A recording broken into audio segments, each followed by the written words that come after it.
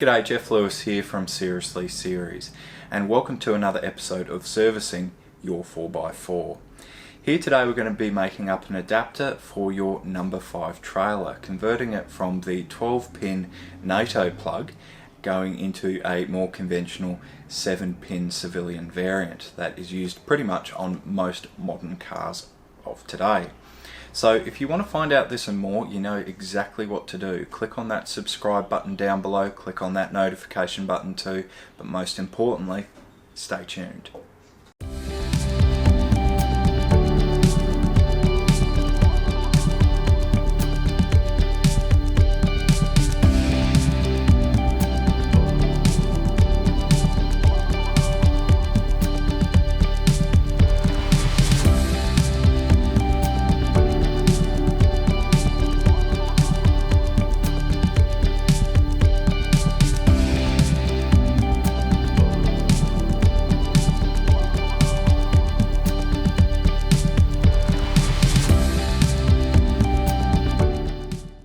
So with making this adapter, I've gone about it probably a slightly odd way, but that's what we do here at Seriously Series.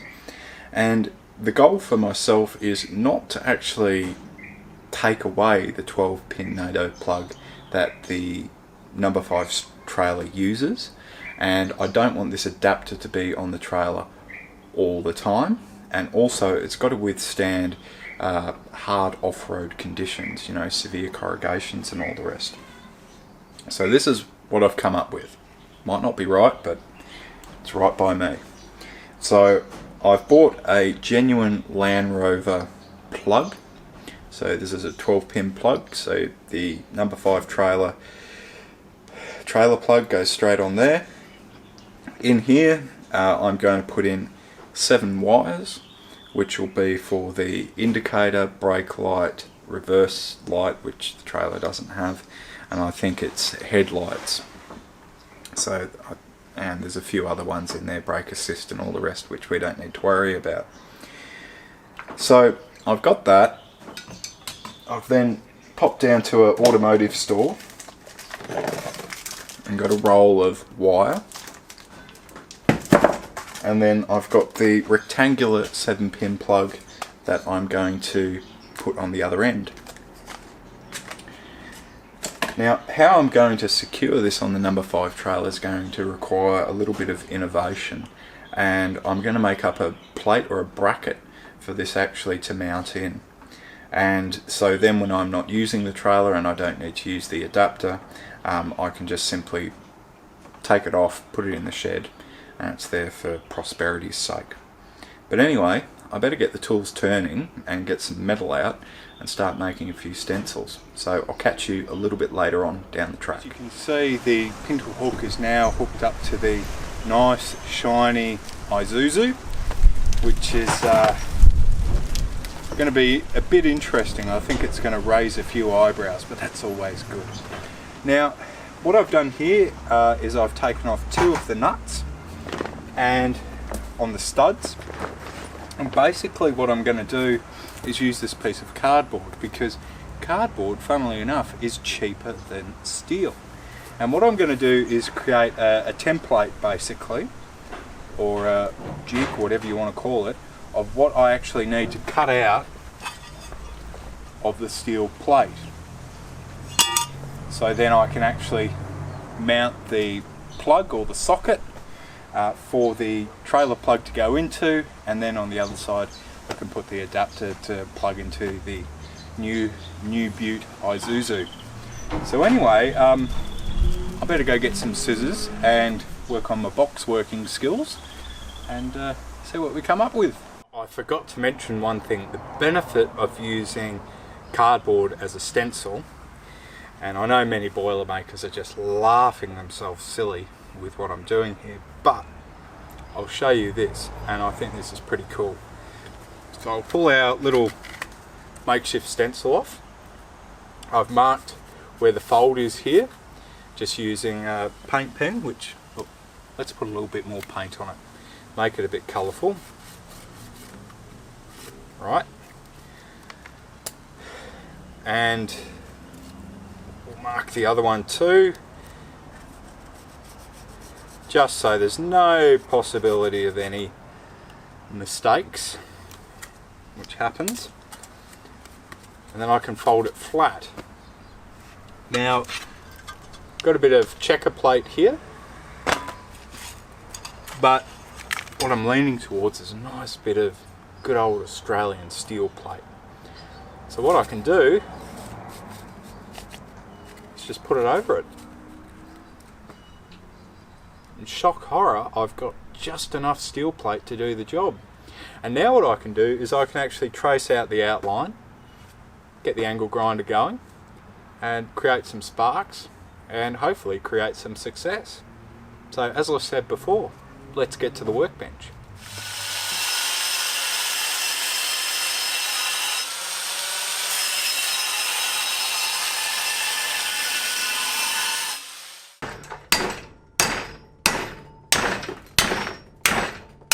Okay, so we're a little bit further on down the track and I've had a bit of success. A lot of banging and quite a bit of bending. Now, I've created a number of holes and I have surprised myself. Everything fits. It's amazing. Now, I did get ahead of myself and I do apologise for that, but when I'm on a roll it's hard to stop. So basically what I did is using the plug here, I then delved into my hole saw kit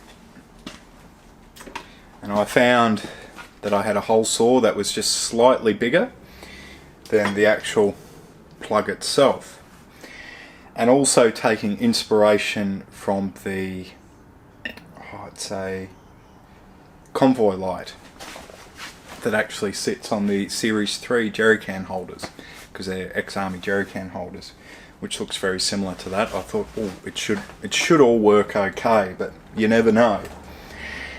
So then once I had the hole drilled, I could use the actual, get it so you can see it, the plug itself as a stencil. So I was able to put it through,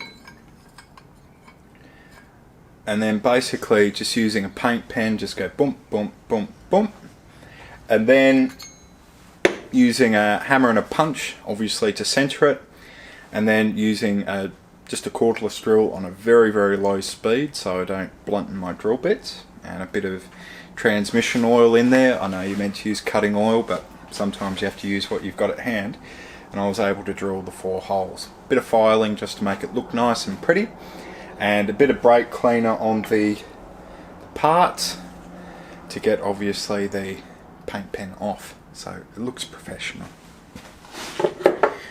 So now that step is pretty much complete, and I've now got to jazz it up with a bit of paint. I'm going to prime it first before it goes invisible, and I put a nice camo paint on it. Probably won't go olive green, I'll go for more of a sand green, or not sand green, sand yellow I should say. Becoming colourblind, need to get my prescription checked, and you know, that should give it a pretty good finish. On that, I'm just going to do a little product product placement. Is Rustamol camouflage. This isn't too bad to actually have hanging around the shed. It is not a match for the Land Rover Parenti paint, and it is not a match for the olive drab that the Series 2A and 3s are sprayed up in. But I think a little bit of camo paint in any landy or proper Land Cruiser workshop is essential, if not vital. So I keep 3 up there. 3 different colours, and they're really the only 3 different colours you need. So from here, as I said, I'll paint that up, we'll move out the back, and I will start the mystery that is wiring. It's not my strong suit, so it's going to be a good watch. So while the bracket dries, I'll just sort of explain some of the parts that I'm using, the rationale behind them, and just allude to a few tips and tricks that might be able to help yourself out with your own trailer, whether it be a number 5 military variant or just your humble 6x4 box trailer. So the great thing is it's incredibly easy, and this is coming from someone who is not an auto electrician and someone who is a real novice when it comes to wiring. So I've been up to a automotive retail distributor here in Australia called Super Cheap Auto, and I've bought a SAC plug, 7-pin flat plug, which I've been talking about. And basically it's really good. On the back it basically explains the colours of the different wires and also what their purpose is. Then what you can also buy is a nice big roll of wire to go with it, and these come in different configurations. So obviously I got the 7 core wire because I've got a 7-pin plug, so each wire goes to one pin, and if you've got a trailer that has or need a plug that's 5, you can get it for 5. I had to buy 10 meters of the stuff, which was a little bit annoying because I really only need 1 meter, but I guess that's a lifetime of wire there. I'll never need to buy any more. No doubt I'll lose it and I'll end up having to buy some more. So what I've done is I've got the plug, and basically I've hooked up the wires internally in it, and it's very, very simple. I haven't shown it because it's not rocket science. It's incredibly straightforward, and I have every bit of faith that you'll be able to do it yourself. But that's basically it. And on the actual plastic moulding, to make it even easier, there's actually imprinted in the, I guess, moulding of the plastic what the actual terminal does, or what the terminal's for. So by using the instructions on the back here and the descriptions in the mould of the plastic, you can correlate or join the dots. Perfect. So that's that sorted. Now the next problem you're thinking is, how on earth do I get a round plug into a square hole? Well, I'm going to share that with you now. After much contemplating and pondering, I've come up with a solution. So I'll just get them for you. So this is something really handy to add to your auto electric kit, and these are basically alligator clips. Now the reason why these are so handy is because, well, you can basically make up your own little jumper cables, I guess you could call them, and these are so handy. I've used similar ones to these to hook up the polarity of 6-volt batteries to then create 12 volts by using 2 6-volt batteries, hooked that onto the coil of a Land Rover, turned over the crank handle, and boom, it's come to life. So that's how handy they are. So just carrying a few of these alligator clip, I guess, fittings in your auto electric magic little box really makes all the difference. So what I've done is I've made up these 2 rather long cables here, the red being positive, and then I've literally just got a little cable tie here, and this slips over the positive terminal on a 12-volt battery that I'm using that's actually spare. It's meant to be in the Series 3, but the Series 3 isn't doing much at the moment. And then obviously I've made a black one here too. So by using both a negative and a positive one, what I can do is I can use the negative to earth out onto the trailer, and then I can use the positive alligator clip to actually very carefully just grab on to the end of the pin on the actual trailer plug. And by doing that very carefully and just slowly working around, putting it on the actual pin, walking to the back of the trailer, you can then actually diagnose or find out what's what. So you can find out the brake lights, the left indicator and the right indicator, which is pretty much all you've got on a very basic unmolested number 5 trailer like this one here, because some of the, I guess, the number 5 trailers that saw service a little bit longer than this one then did get converted to LED lights at the rear, but this has got nothing but wonderful, beautiful incandescent globes in it, so I don't have to worry about reverse lights and headlights and all that other stuff. So anyway, that's what's been happening there. Now, with the plug, I can use the same method as I've just described to then figure out what's what on here. By putting that into the trailer plug, I can then just simply hook on the alligator clip. Once I've found out what I need to do, I'm then going to solder the wires onto it. I did think about using like push-on fittings, but I haven't got the right size, and to be honest, soldering is better than any push-on clip fitting you can possibly use. It's really the only way to go, particularly out here where, you know, there's a lot of corrugations and vibrations and dust and muck and all the rest.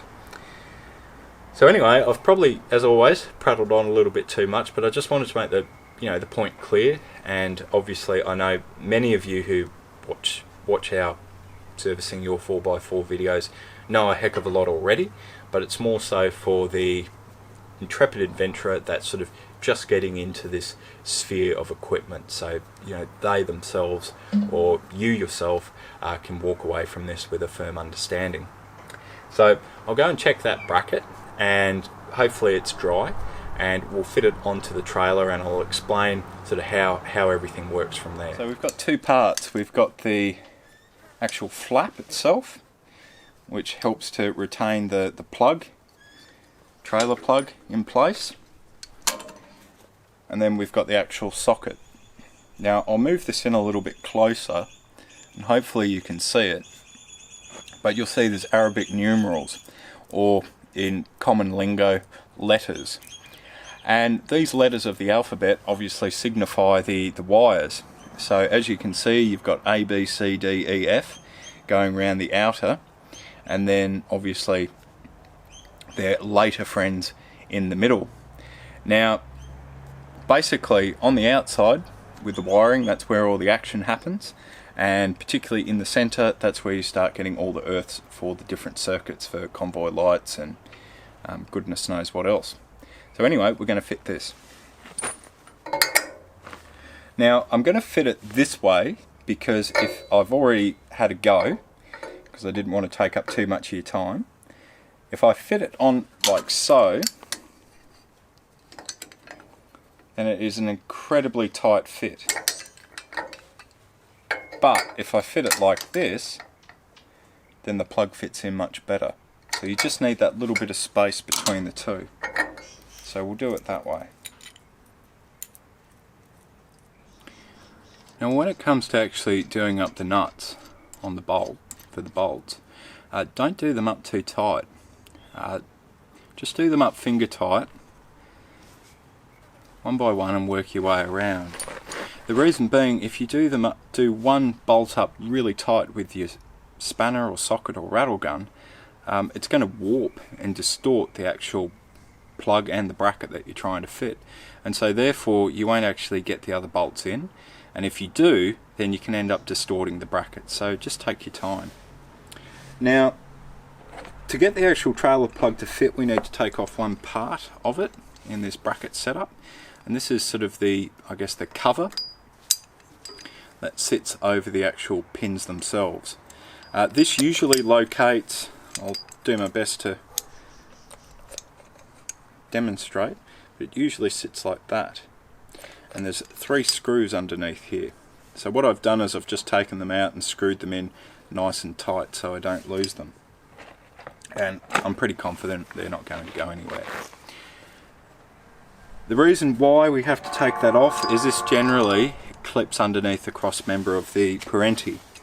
But if I do that now, it's not going to work. It's going to inhibit the actual, because it sits there, it's going to actually inhibit the plug from going in.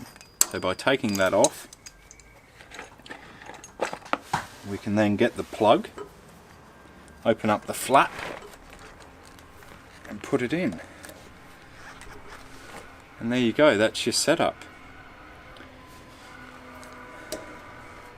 Anyway, I'll just show you a couple other things that you need to look out for before you can start hooking it up to your vehicle and hitting the trail. Now, one of the things to be mindful of is, because the plug isn't going to be as far forward, like your parenti is usually out about here, we're going to have an excessive amount of cable.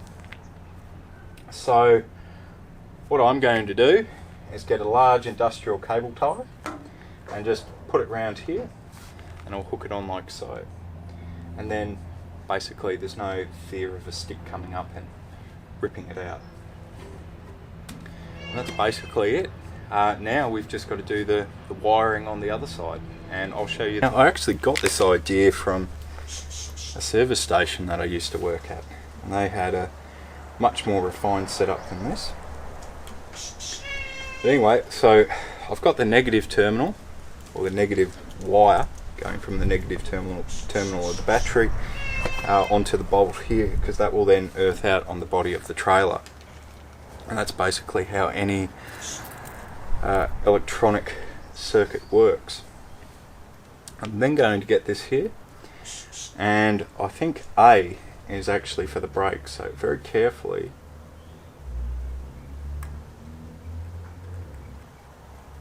just going to hook that on, and I'll nip around the back and I'll see what's lit up.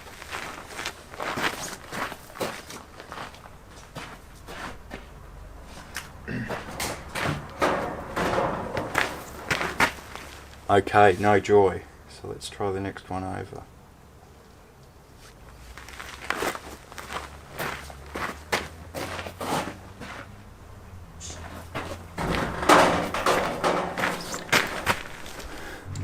Right, so I've got my assortment of paint pens. I'll take that off. Now what I'm going to do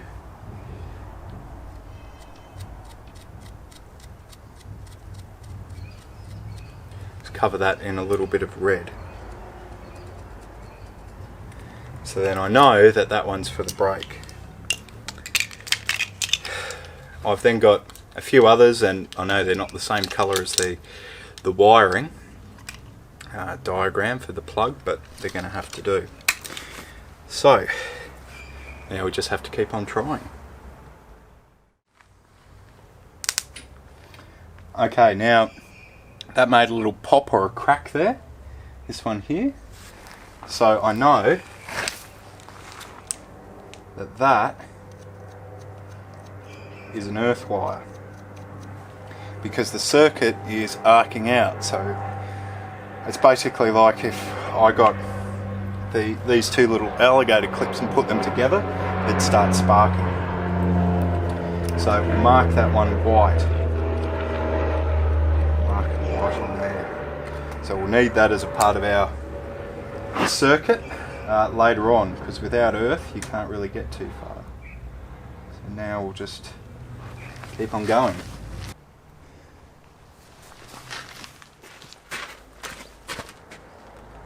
Awesome.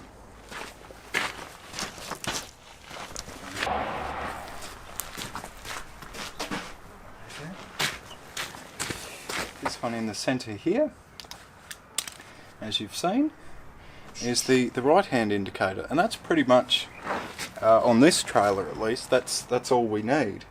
So now what I have to do is fire up the soldering iron and start joining some wires together. Could get interesting. Some hours later, success has been made. The soldering in here is pretty good, but it is pretty fiddly too. We've then got a rubber retainer that you need to keep on the wires that you would have seen earlier, and that's obviously to stop the wires or the current going through arcing out between the wires. We've then got this retainer here, and I've taken off the plug at the other end after testing it, and everything works. I'll show you that in a moment. But the reason I'm taking this off is we've got a rubber boot to go over here just to protect it from the elements. After that, obviously I'll reattach this and we'll do the final test, and hopefully everything's a-okay. I have spotted that the left-hand indicator is a little bit dicky. It's got a bit of a earthing issue, so that won't work, but that's just another job to fix and finish before the big trip.